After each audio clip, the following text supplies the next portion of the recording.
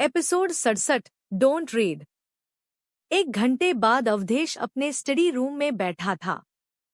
वह अपनी wheel chair पर ही था। उसके सामने उसकी दादी रुक्मणी जी बैठी थी।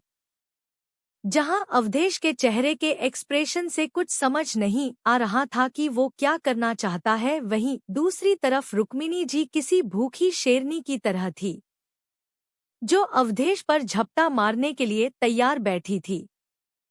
दोनों दादी पोता एक दूसरे को घूरने में बिजी थे। उनके बीच फैली हुई घुटन को अवधेश के कुछ कठोर शब्द तोड़ते हैं। आप यहाँ क्या करने आई है? आप जानती है ना, मुझे नहीं पसंद कोई मेरे बनाए हुए नियमों को तोड़े। मैं तुम्हारे दादी हूँ, अभी भूलो मत तुम प्रताप सिंह के पोते हो। पहले तो हमारी रजामंदी के बिना उस लड़की से ब्याह रचा दिया और अब वो फिल्मों में काम करने लग पड़ी। क्या प्रताप सिंह के परिवार के पास पैसा नहीं है जो अब उनकी बहू बेटियां ऐसे बदनामी भरा काम करने लगी है? आपने क्या कसम खा रखी है हमारे विरोध में जाने की? 1 घंटे बाद अवधेश अपने स्टडी रूम में बैठा था। वह अपनी व्हील चेयर पर ही था। उसके सामने उसकी दादी रुक्मणी जी बैठी थी। जहां अवधेश के चेहरे के एक्सप्रेशन से कुछ समझ नहीं आ रहा था कि वो क्या करना चाहता है, वहीं दूसरी तरफ रुक्मिणी जी किसी भूखी शेरनी की तरह थी, जो अवधेश पर झपटा मारने के लिए तैयार बैठी थी। दोनों दादी पोता एक दूसरे को घूरने में बिजी थे। उनके बीच फैली हुई घुटन को अवधेश के कुछ कठोर शब्द तोड़ते हैं। आप यहाँ क्या करने आई है? आप जानती है ना, मुझे नहीं पसंद कोई मेरे बनाए हुए नियमों को तोड़े। मैं तुम्हारे दादी हूँ, अभी भूलो मत तुम प्रताप सिंह के पोते हो। पहले तो हमारी रजामंदी के बिना उस लड़की से ब्याह रचा दिया और अब वो फिल्मों में काम करने लग पड़ी। क्या प्रताप सिंह के परिवार के पास पैसा नहीं है जो अब उनकी बहू बेटियां ऐसे बदनामी भरा काम करने लगी है? आपने क्या कसम खा रखी है हमारे विरोध में जाने की? वहीं 1 घंटे बाद अवधेश अपने स्टडी रूम में बैठा था। वह अपनी व्हील चेयर पर ही था। उसके सामने उसकी दादी रुक्मणी जी बैठी थी।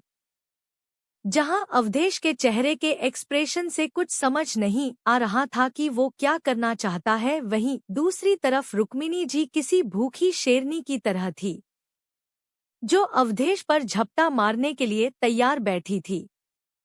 दोनों दादी पोता एक दूसरे को घूरने में बिजी थे। उनके बीच फैली हुई घुटन को अवधेश के कुछ कठोर शब्द तोड़ते हैं।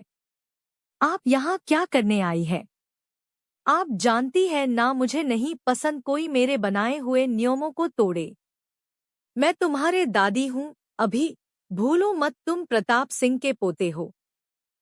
पहले तो हमारी रजामंदी के बिना उस लड़की से ब्याह रचा दिया और अब वो फिल्मों में काम करने लग पड़ी। क्या प्रताप सिंह के परिवार के पास पैसा नहीं है जो अब उनकी बहू बेटियां ऐसे बदनामी भरा काम करने लगी है? आपने क्या कसम खा रखी है हमारे विरोध में जाने की?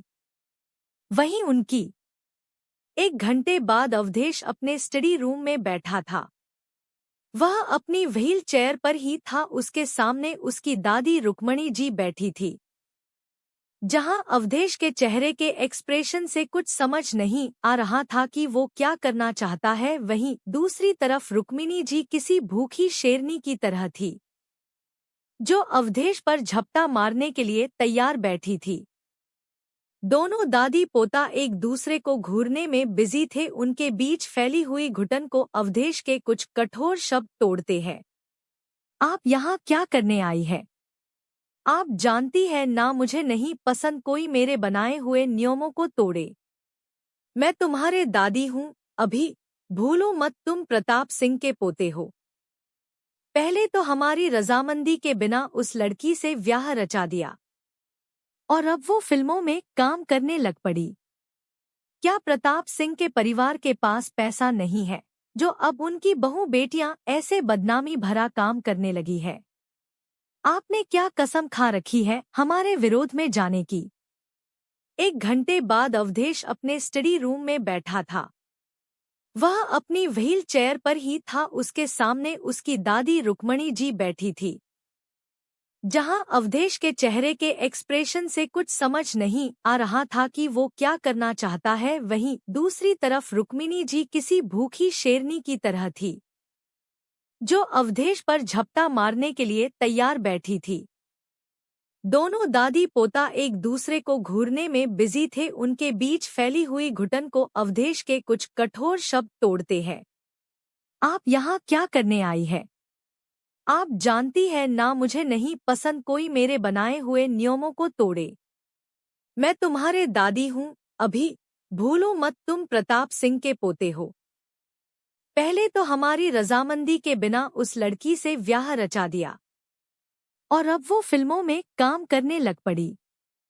क्या प्रताप सिंह के परिवार के पास पैसा नहीं है जो अब उनकी बहू बेटियां ऐसे बदनामी भरा काम करने लगी है? आपने क्या कसम खा रखी है हमारे विरोध में जाने की?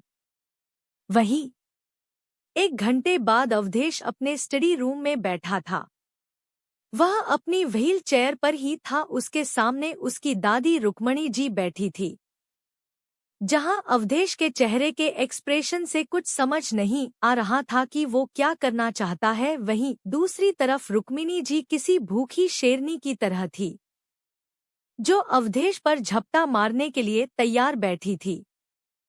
दोनों दादी पोता एक दूसरे को घूरने में बिजी थे। उनके बीच फैली हुई घुटन को अवधेश के कुछ कठोर शब्द तोड़ते हैं। आप यहाँ क्या करने आई है? आप जानती है ना, मुझे नहीं पसंद कोई मेरे बनाए हुए नियमों को तोड़े। मैं तुम्हारे दादी हूँ, अभी भूलो मत तुम प्रताप सिंह के पोते हो। पहले तो हमारी रजामंदी के बिना उस लड़की से ब्याह रचा दिया और अब वो फिल्मों में काम करने लग पड़ी। क्या प्रताप सिंह के परिवार के पास पैसा नहीं है जो अब उनकी बहू बेटियां ऐसे बदनामी भरा काम करने लगी है? Episode 68 dark web. क्या तुमने कसम खा रखी है हमारे विरोध में जाने की? प्रताप परिवार की इज्जत मिट्टी में मिलाने की? क्या कमी है तुम्हारी बीवी को हमारे घर में कि उसे बाहर जाकर फिल्मों में काम करना है? अवधेश उनकी बातों पर हल्के से मुस्कुराते हुए कहता है। कमाल है ना दादी, आप अपने पोते से मिलने के लिए आई है और आपने एक बार भी उसके हाल चाल के बारे में नहीं पूछा है, मैं ठीक हूं या नहीं, ये जानने के बजाय आप मेरी बीवी के पीछे पड़ी है। फिर तीखी नजरों से अपनी प्रतिक्रिया देते हुए, और ऐसा क्या काम किया है मेरी बीवी ने जो प्रताप परिवार की इज्जत चली गई?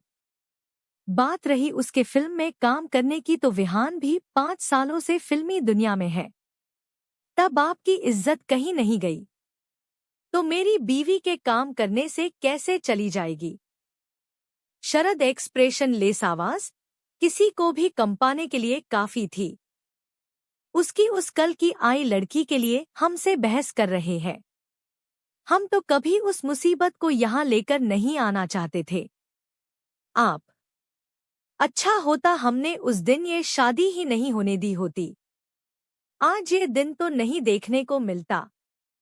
हम आपके लिए बहुत अच्छे खानदान की लड़की देखते। अगर तुम्हें शादी ही करनी होती तो इस आराध्या और मेहता परिवार की बेटी सरगुन को छोड़कर कोई भी लड़की हम आपके लिए ले आते। लेकिन तुम्हारी लाई इस कल की आई लड़की ने तो हमसे हमारा पोता ही छीन लिया है। के कहे गए शब्द दरवाजे पर खड़ी आराध्या के कानों में पहुंचते हैं। वह अपनी जगह स्टेच्यू बनकर खड़ी हुई थी। वहीं उसके पीछे आहान खड़ा था, जो दौड़ता हुआ सीढ़ियों से होकर वहां आया था। रुक्मणी। अवधेश उन दोनों को देखकर अपनी शरद आवाज में कहता है, तुम दोनों यहाँ कर रहे हो? जाओ यहाँ से। रुक्मणी जी उन दोनों की तरफ बढ़ते हुए कहती है, ये क्यों जाएगी? आज हम फैसला करके ही रहेंगे। हमने सुना था तुम हमारे पोते से तलाक चाहती हो, तो तुम्हें तलाक मिल जाएगा। उसके बाद हमारे पोते और उसकी जिंदगी से हमेशा के लिए दफा हो जाओगी। वह आराध्या की बाजू जो झांकोड़ते हुए कहती है। जिस पे आराध्या की आह निकल जाती है। वह उनकी पकड़ से निकलते हुए कहती, दादी जी, तलाक देना या ना देना ये हम दोनों की मर्जी है। अगर मैंने गुस्से में इन्हें कुछ कहा है तो इसका मतलब ये नहीं कि किसी और को हमारी जिंदगी में दखल देने का मौका मिल गया है। आराध्या अपनी बात पूरी करती उससे पहले ही अवधेश के इशारे पर आहान रुक्मणी जी को वहां से चलने के लिए कहता है। वह उन्हें प्यार से जबरदस्ती ही कमरे से बाहर ले जाता है। वहीं उनके जाने के बाद अवधेश उठकर आराध्या को हक कर लेता है, लेकिन अवधेश छोड़ने के बजाय अपनी पकड़ मजबूत कर लेता है। क्या कर रहे हो आप? छोड़ो मुझे। तो तुमने अपना तलाक लेने का इरादा बदल लिया? वह आगे कहती। अवधेश उसके होंठों पर अपनी उंगली रखते हुए, किसने कहा? मैं तो बस, तुम मेरे साथ बंध गई हो। मौत के अलावा तुम्हें मुझसे कोई दूर नहीं कर सकता है। कहते हुए वो प्यार से उसके होंठों पर किस करने लगता है। वह सॉफ्टली उसके होंठों को कभी लिक तो कभी सक्का रहा था। किस करते हुए वह उसे दीवार के साथ बने ड्रॉअर के पास ले जाता है। धीरे धीरे उनका किस पेशनेट हो जाता है। वह हल्के से उसे उठाते हुए ड्रॉअर पर बिठा देता है। उसके हाथ आराध्या की थाई से होते हुए उसकी शर्ट के अंदर पहुंच जाते हैं। जैसे ही वो उसकी इनर के हुक्स खोलता है, आराध्या अपने होश में आती है। वह उसे पीछे हटाने लगती है, जिस पर अवधेश उसके होंठों को छोड़ उसकी जॉलाइन से होते हुए उसकी गर्दन और कान के सेंसिटिव हिस्से पर काट लेता है। आराध्या की आवाजें वहां गूंजने लगती है। तभी अचानक से उन्हें आहान की आवाज सुनाई देती है, जो दरवाजे से थोड़ी दूर पर मुंह दूसरी साइड करके खड़ा था। भाई, अमेरिकन इन्वेस्टर्स से आपकी मीटिंग है। हमारे पास 1 ही घंटा है पहुंचने के लिए। राघव ने मीटिंग तय कर ली है। आप बाद में ये सब कर लेना। कहते हुए उसका फेस लाल और सुनते हुए आराध्या का फेस लाल हो गए था। आराध्या अवधेश के कंधे पर सिर रखकर खुद को शांत कर रही थी। वहीं अवधेश उसके हल्के छोटे बालों को सहलाकर उसके माथे को चूम लेता है। अपना ध्यान रखना, बाहर मत घूमना, मुझे आने में लेट हो जाएगा। आराध्या बस अपनी गर्दन हाँ में हिलाकर रह जाती है। अवधेश अपना बैग टेबल से उठाकर एक बार फिर उसके माथे पर अपने होंठ टिकाकर चला जाता है।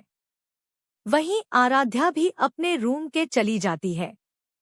उसके दिमाग में थोड़ी देर पहले हुए किस ही चली थी। मैं कैसे बहक सकती हूँ? मुझे तो उस मॉन्स्टर से दूर रहना था। जरूर ये मैं सरगुन नहीं, आराध्या होगी।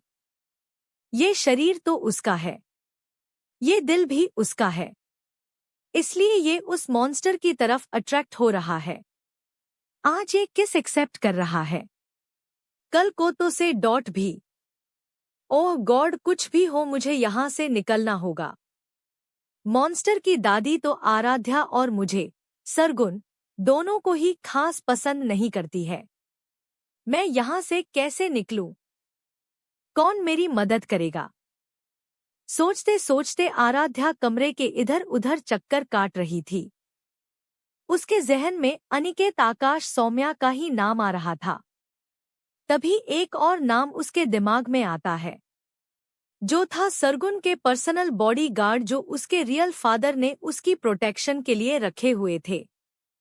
वह अपने रियल फादर के बारे में ज्यादा कुछ नहीं जानती थी, सिवाय इसके कि उसने रियल फादर ने अपने दुश्मनों से उसे बचाने के लिए मेहता परिवार को दिया था, जिसके बदले में उन्होंने मेहता परिवार को बहुत हेल्प करी थी। उनके डूबते हुए बिजनेस को बचाने में उसके असली फादर का ही हाथ था। वह हमेशा से उनसे मिलना चाहती थी, लेकिन उसकी सुरक्षा और दुनिया के सामने उनके रिश्ते की सच्चाई को छुपाने के लिए ना वो कभी उससे मिले, नहीं आराध्या को उनसे मिलने की परमिशन थी।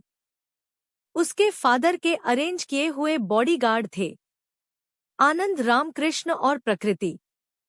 जिन्होंने कई बार अपनी जान पर खेलकर उसकी जान बचाई थी। क्या वो दोनों अभी भी रौनक के साथ ही है, या फिर वापस उसके रियल फादर के पास लौट गए होंगे? मुझे उनसे कांटेक्ट करना होगा, कहकर वह लैपटॉप खोलकर बैठ जाती है। वह डार्क वेब की वेबसाइट खोलती है। उसने वो सरगुन के नाम से बनाई हुए आईडी और पासवर्ड डालती है। वह परत दर परत लॉगिन करती है। कुछ मिनट्स बाद वह एक दूसरी आईडी पर सिंपल एक वर्ड में मैसेज लिखती है, हेल्प। उसे डार्क वेब का इस्तेमाल आनंद और प्रकृति ने ही सिखाया था। उसके सीक्रेट कोड और मैसेज के बारे में बताया था। ये आराध्या की सुरक्षा के लिए था। उसमें वो बिना किसी की नज़र में आए बात कर सके। उन्होंने हमेशा सरगुन को निकिता के बारे में चेताया था, लेकिन उसकी ही आंखों में पट्टी बंधी थी, जो आज वह आराध्या के शरीर में थी। अगर वह अवधेश की कैद से निकलकर अपना बदला लेना चाहती थी तो उसे उनकी मदद लेनी ही होगी। लेकिन वो श्योर नहीं थी कि दूसरी तरफ से कोई मैसेज आएगा या नहीं, क्योंकि सरगुन की मौत के बारे में वो लोग तो अच्छे से जानते होंगे। पर एक उम्मीद थी जिसके कारण वह मैसेज का बेसब्री से इंतजार कर रही थी। शाम के समय आराध्या थिएटर रूम, जो सेकंड फ्लोर पर बना था, उसमें डायरेक्टर शाह की मूवी को देख रही थी। वो हर डिटेल को देख रही थी। हीरो हीरोइन से कपड़ों से लेकर उनके एक्सप्रेशन, डायलॉग डिलीवरी तक हर चीज सही थी। 4 दिन बाद वो लोग शूटिंग लोकेशन के लिए जाने वाले थे। उसने उनकी 3-4 मूवीज देख ली थी जो उसने सरगुन की लाइफ से अपना ध्यान हटाने के लिए किया था। जब वह किचन से अपने खाने के लिए एक बाउल में सीरियल्स लाकर हॉल में बैठी ही थी जब उसका फोन रिंग होता है। Hello jenny. हाय आराध्या, मैंने तुम्हें ये बताने के लिए फोन किया था कि फिल्म की शूटिंग शिमला में शुरू होगी, इसलिए वहां से मौसम के हिसाब से अपनी पैकिंग कर लेना। हमें शूटिंग से 2 दिन पहले वहां पहुंचना है। मैं तुम्हें पिक कर लूंगा। कोई बात नहीं जेनी ब्रो, मैं एयरपोर्ट पर आपसे मिल लूंगी। Are you sure? वैसे तुम रहती कहाँ हो? मैं अपने एक रिलेटिव की घर पर हूँ। वो मुझे एयरपोर्ट पर छोड़ देंगे। मैं वहीं आप से मिल लूंगी। ठीक है, तुम्हारी मर्जी। मैं फ्लाइट टिकट तुम्हें मैसेज कर दूंगा। ओके, कहकर जेनी फोन काट देता है।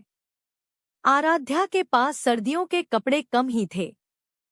फिल्म की शूटिंग कम से कम 4 महीने चलने वाली थी, इसलिए वह उस हिसाब से कपड़े खरीदने वाली थी जिसके लिए उसे शॉपिंग पर जाना था।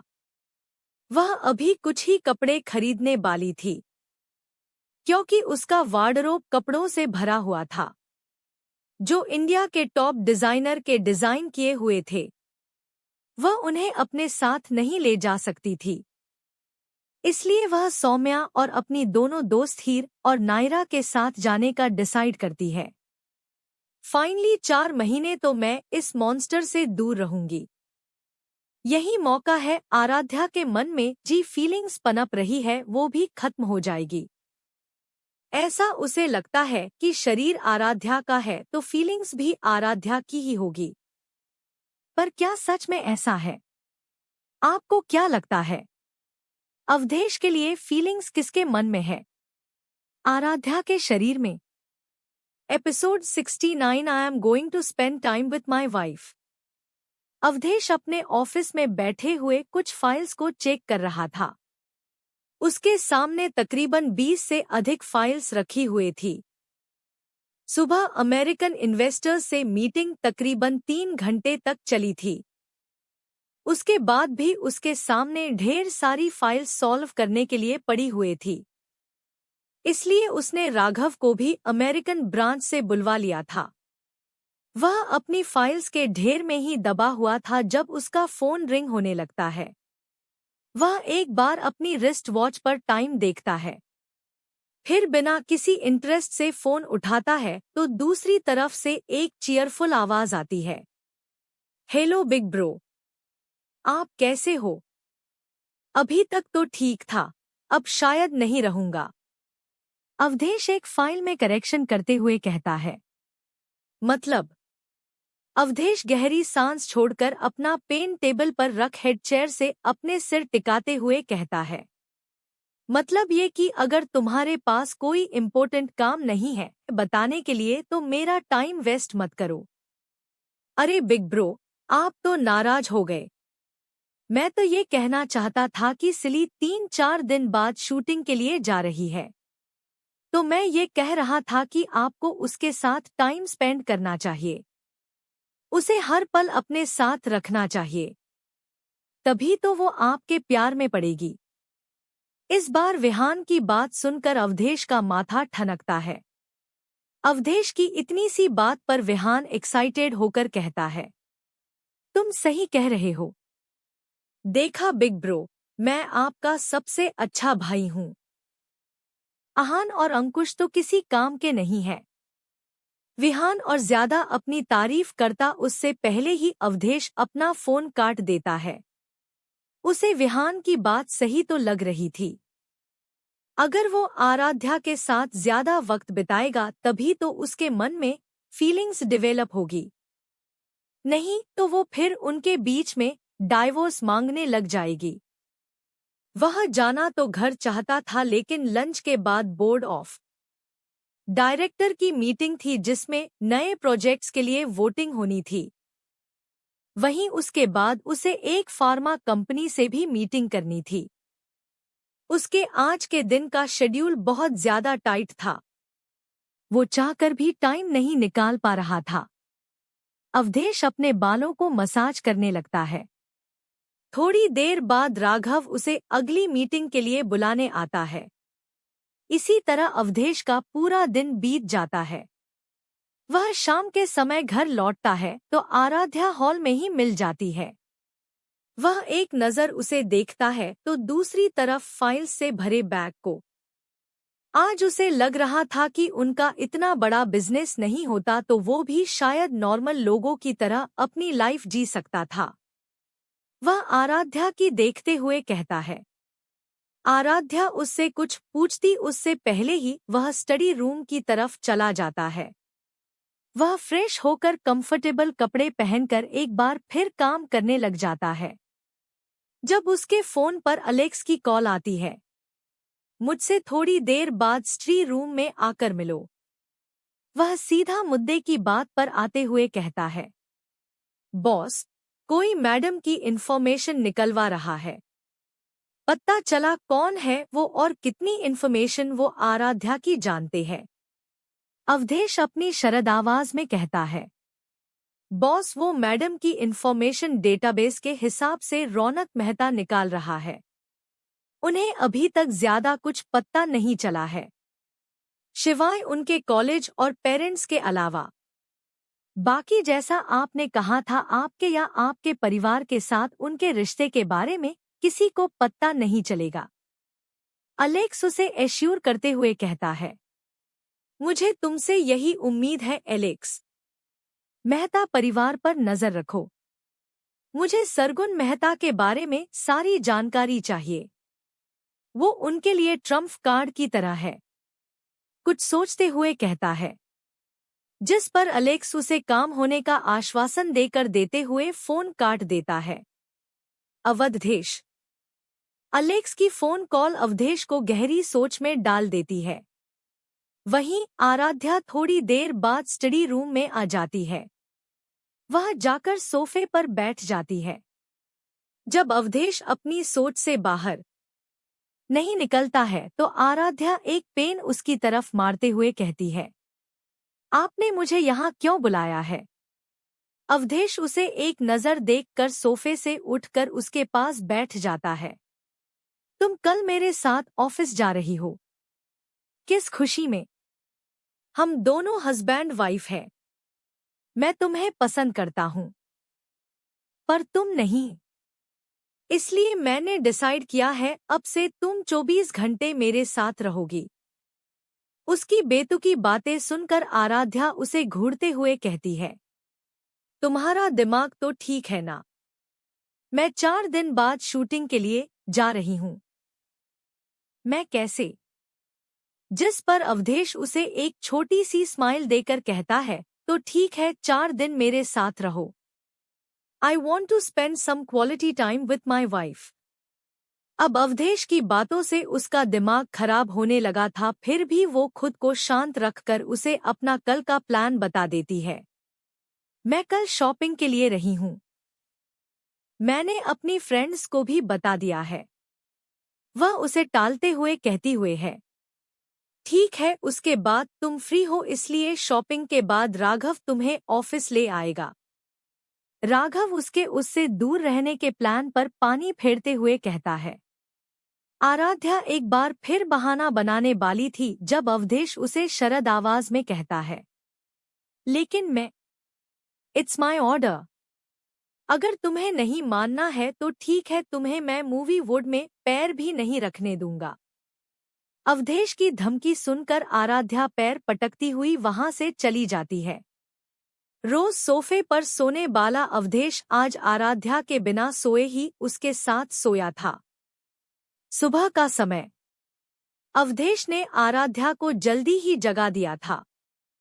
वो आधी नींद में ही ब्रेकफास्ट टेबल पर बैठी हुई थी जब अवधेश उसे अपने साथ ऑफिस जाने के लिए कहता है। आराध्या उसे ऐसे देखने लगती है जैसे वो अभी रो देगी, लेकिन अवधेश ने तो मानो जिद पकड़ ली थी कि वो आराध्या को ले जाकर रहेगा।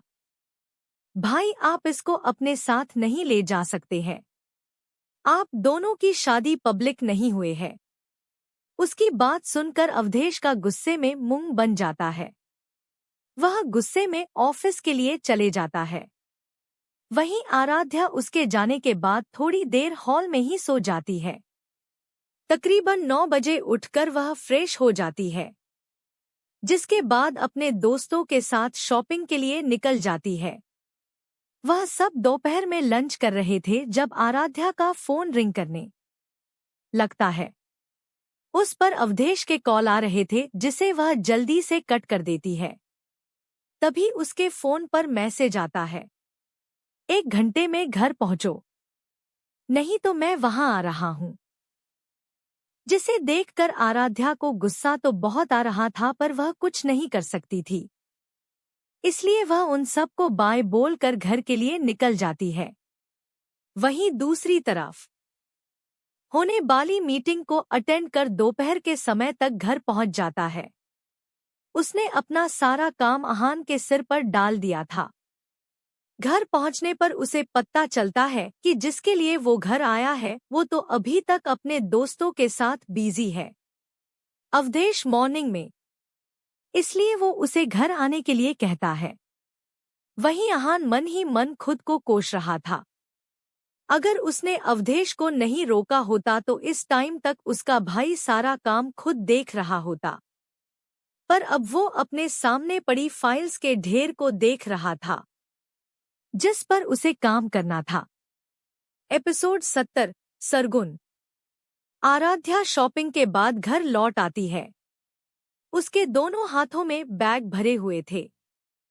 उसे अवधेश हॉल में ही सोफे पर बैठे हुए दिखाई देता है। वो उसे इग्नोर करके अपने रूम की तरफ बढ़ने लगती है। वहीं अवधेश, जो इतनी देर से उसके घर आने का ही वेट कर रहा था, खुद को इग्नोर होते देखकर उसके साथ चल पड़ता है। आराध्या अपने बैग बेड पर रखकर पीछे मुड़ ही रही होती है जब वह अवधेश से टकरा जाती है। क्या कर रहे हो तुम? वह अपने माथे को सहलाते हुए कहती है, जो उसकी हार्ड चेस्ट से टकराया था। तुम इतना लेट कैसे हो गई? मैंने तुम्हें 1.5 घंटा पहले कॉल किया था घर लौटने के लिए। अवधेश उसके सवाल को इग्नोर करते हुए कहता है, मैं शॉपिंग के लिए गई थी। टाइम तो लगना ही था ना, और मेन रोड से यहाँ तक आने में ही 1 घंटा लगता है। आराध्या अपने शॉपिंग बैग को खोलते हुए कहती है, ओह, तो तुम्हारे कहने का मतलब है हमें कहीं और घर लेकर रहना चाहिए जहां से तुम जल्दी घर लौट सको। अवधेश सोफे पर बैठता हुए कहता है। आराध्या उसकी बातों को इग्नोर करके एक बैग निकालकर अपने कपड़े पैक करने लगती है जो उसे शिमला के वेदर के लिए चाहिए थे। अवधेश बोलो अलेक्स। अलेक्स बॉस अंदर की बात है, मेहता ग्रुप में कुछ क्लैशेज हो रहे हैं और इन सब की वजह वही मिस्टीरियस आदमी है जिसने बरसों पहले उनकी मदद की थी। एलेक्स की बात सुनकर वह थोड़ी देर सोचते हुए कहता है। अवधेश तुम्हारा मतलब सरगुन मेहता का असली बाप। सरगुन का जिक्र सुनते हैं आराध्या के कान खड़े हो जाते हैं। वह कपड़े फोल्ड करते हुए भी ध्यान से अवधेश को सुनने लगती है। हालांकि वो ये नहीं जानती थी कि अलेक्स क्या कह रहा है, पर अवधेश की बातों से वो बस अंदाजा लगा सकती थी। Alex yes boss. कुछ तो बड़ा हुआ है मेहता ग्रुप में, उनके शेयर पर भी असर पड़ रहा है।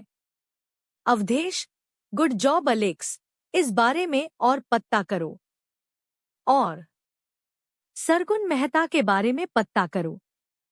वो इस समय कहाँ है?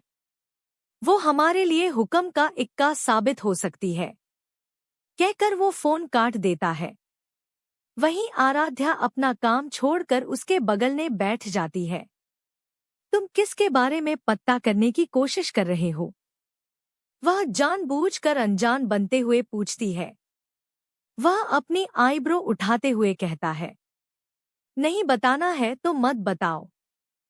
लगता है तुम्हें वो लड़की पसंद है तभी तो छुपा रहे हो।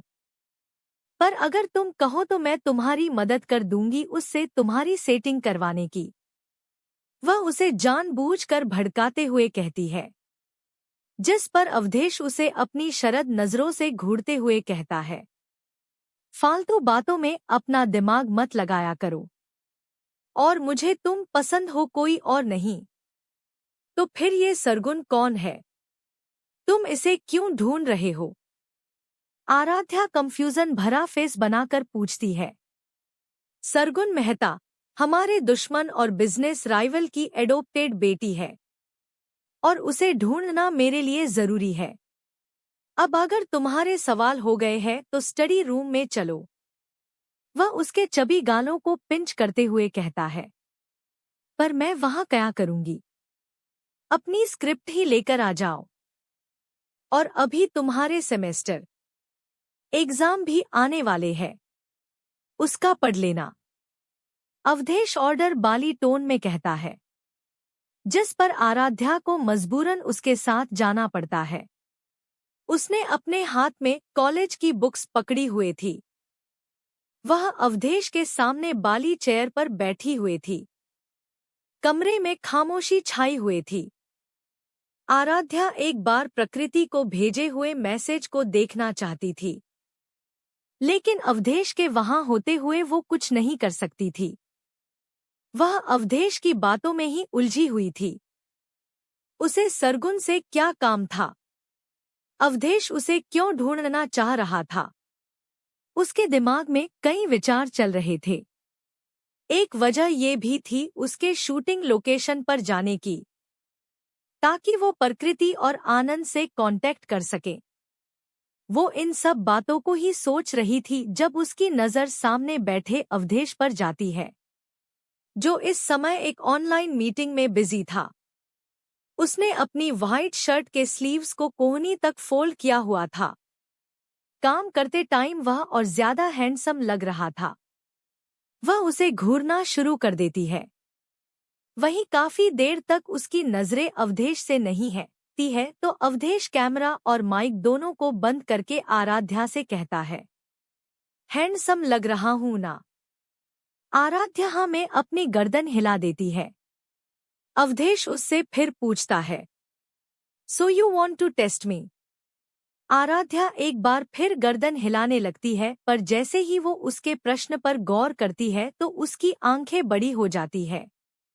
वह उसे डांटते हुए कहती है, तुम चुपचाप अपना काम करो। इस तरह से मुझे डिस्ट्रैक्ट मत करो। जिस पर अवधेश उसे एक चार्मिंग स्माइल देते हुए कहता है, अगर तुम इसी तरह मुझे घूरती रही तो मैं अपना कंट्रोल खो दूंगा। फिर बाद में मुझे ब्लेम मत करना।